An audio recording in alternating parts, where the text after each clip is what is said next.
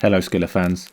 Today we will deeply dive into the most fundamental skills of your defensive game, a skill that will keep you safe when everything else fails, and if mastered will allow you to feel an unwavering confidence in the ring.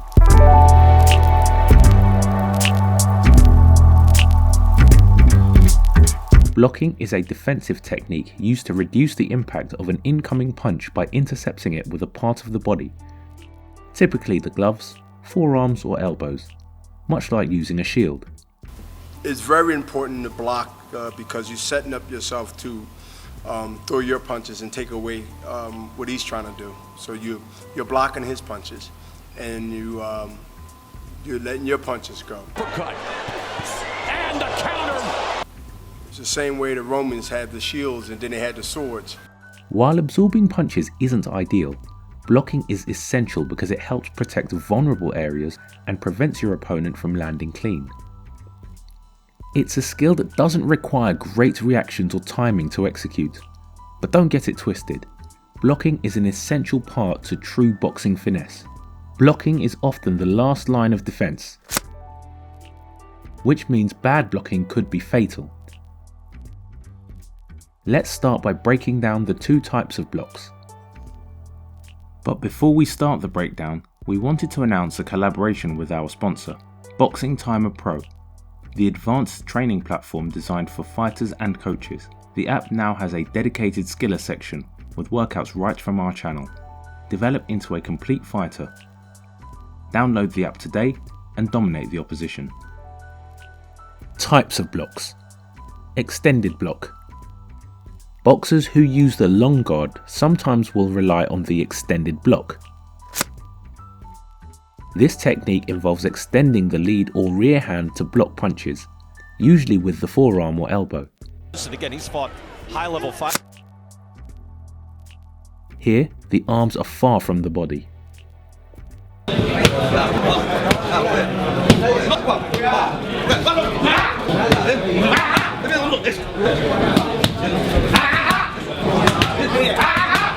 This way of blocking covers a wider surface and blocks many lanes of traffic simultaneously.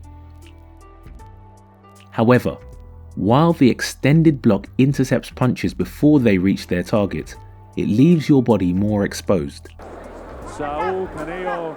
That's why this block is mostly used from the outside and with the lead hand. But if one punch gets through, you're wide open. Close block.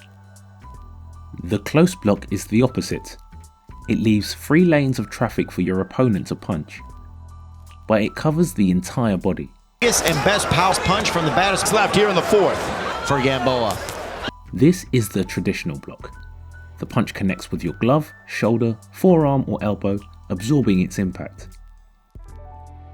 In this case, you will absorb the power of the punch, still feeling it on your body, but you are not exposed to a clean shot like with the extended block.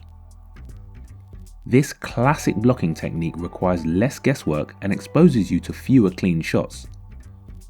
Most of the examples we'll use today will be based on the close block, as it's more common and effective in most situations.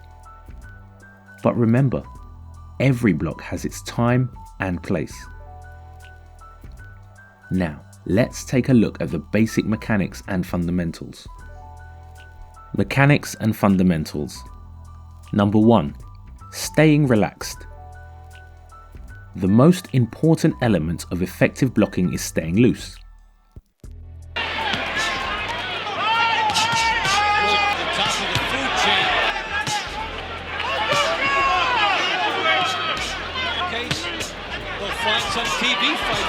You should only tighten your body just before impact.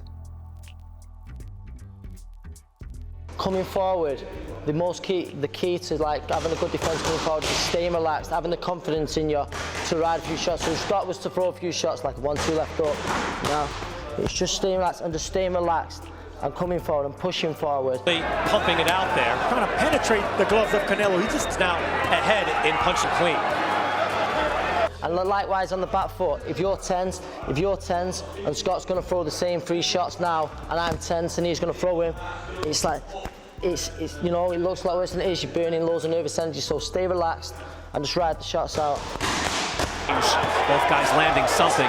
Floats to get the first knockdown of the definitive moment. If you're rigid most of the time, your movements will be slower, less fluid, and you'll deplete your energy quickly. Look at that. He wouldn't be hanging in there if he felt he could get knocked out. All right, here we go. It's back. Look, I'm telling you. It is quite easy to understand this concept, but really difficult to execute in a real scenario. It is not just knowledge, but diligent practice that makes perfection.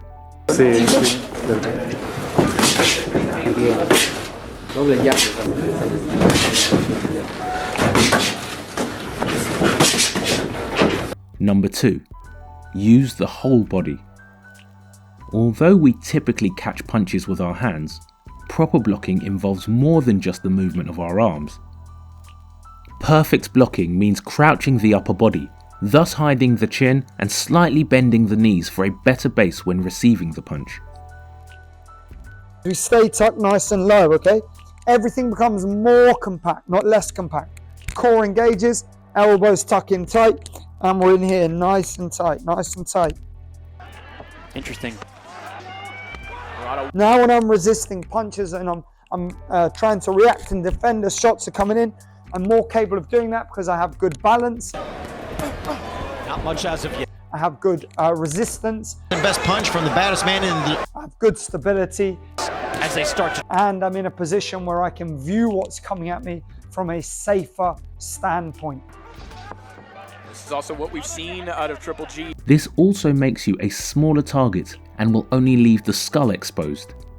This way, you protect the more sensible areas like the temple and the chin, and the hardest part of the head, in this case the skull, is on the front. This will give you more confidence when absorbing a punch, and some fighters can even hurt their hands when landing on the skull. I wasn't really uncomfortable, you know, fighting a short fight. The only thing was when I was throwing my punches, it was hitting on the top of his head, so that's why my hand was hurting so bad. So The end of the round, the end of the fight, I'm sorry. I know that. We already know that. Number 3. Don't block your vision. While we are covering the concept of blocking, there is one thing that shouldn't be blocked: your vision. Gennady Golovkin is one of the best at blocking, and you'll notice that he always keeps his eyes locked on his opponent, even while absorbing punches. This will also give you confidence when absorbing a punch, as when looking at the punch, your body is prepared for impact and will take it better. He gives Spencer the advantage from those shots from Crawford. The jab, the uppercut. Always leave a small gap to see through your high guard, and be aware of any incoming punches through that gap. A common issue when blocking is to either cover too much on the sides, blocking your peripheral vision, or too much up front, blocking the center vision.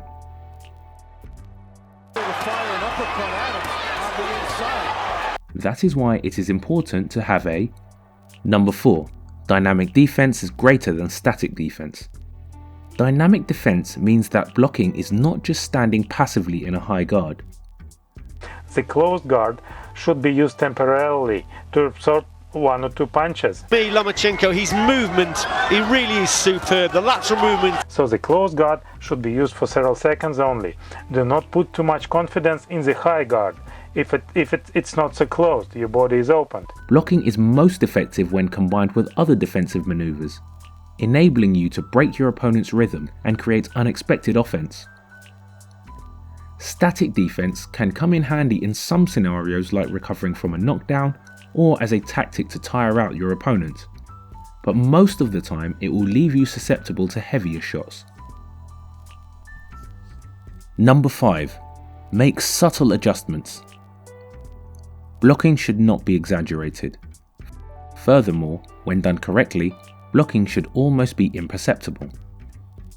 Big movements create big openings. If a boxer moves subtly and maintains composure, it is harder to set him up. great punch combination there for Ramirez. Knockouts caused by liver shots are a great example. To keep Canelo Alvarez at bay. Does he have that stick? Down body shot. Usually, the defender raises his hand too much and leaves an opening. That's what you should avoid. That was a headshot, and down he goes to the body, and that should do it. Some fighters will also open their palm when blocking to cover more surface. And just make small adjustments when an opponent goes upstairs or downstairs. He gives Spencer the advantage. Now, let's take a look at how to block the 6 basic punches. Blocking the 6 basic punches. In this section, we'll review how to block the 6 basic punches. While there are different ways to block and various guards you can use, we'll focus on the high guard and close block. These are the most fundamental and commonly used techniques. Head, straights and uppercuts. 1, 2, 5, 6. To block straight punches and uppercuts to the head, bring both arms to the front and lean your forehead slightly forward while maintaining the weight on the front foot. So I always think the safest way is to just close the gap. Close the gap. When blocking straight punches and uppercuts, it is important to make force trying to bring your elbows together.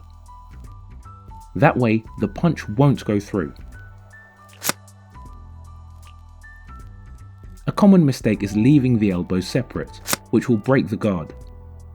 Tries the hook. You can also block the 1, 2, 5 and 6 by using just one of the arms and rotating your body, giving you an already loaded counterpunch. In this case, it will always be best to block with the hand on the same side, otherwise you will be open for second punches. Hooks 3, 4. Hooks can be blocked with both the gloves and the shoulders. In this case, the punch will land on your shoulders and the glove. As mentioned, having a solid base will be important to maintain balance and absorb the punch better. Clean jab, and already there's some... But even more important is You will simply have to raise the arm slightly to block the punch. This shouldn't be a big movement, as your stance should already be covering most of your body. Body, straights and uppercuts. 1, 2, 5, 6. Straights to the body are often uncomfortable to block, as it will often stop your movement when going forward. Believe that Caleb impact. Benavidez walking down. Uppercuts to the body are also quite challenging because it is difficult to perceive them at close range. The mechanics of blocking an uppercut or straight to the body is the same as the ones to the head. Both arms or just one. Either way does the job. Great punch combination there for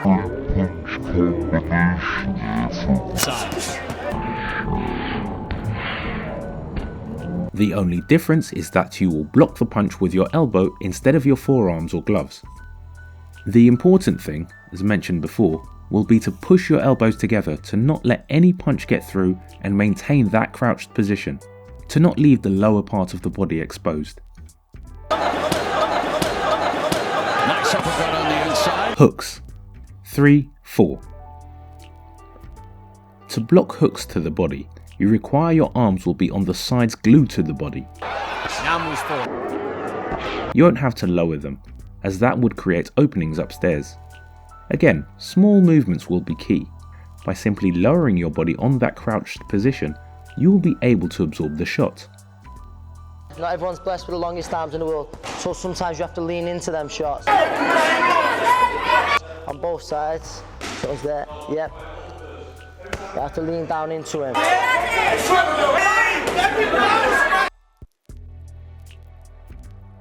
But now, we would love to know your opinion on the comments. When do you use blocking? Is it a big part of your game, or do you use it sporadically? Let us know, and if the video was interesting, you can find more in our channel, and to your left, there's a video specially suited for you.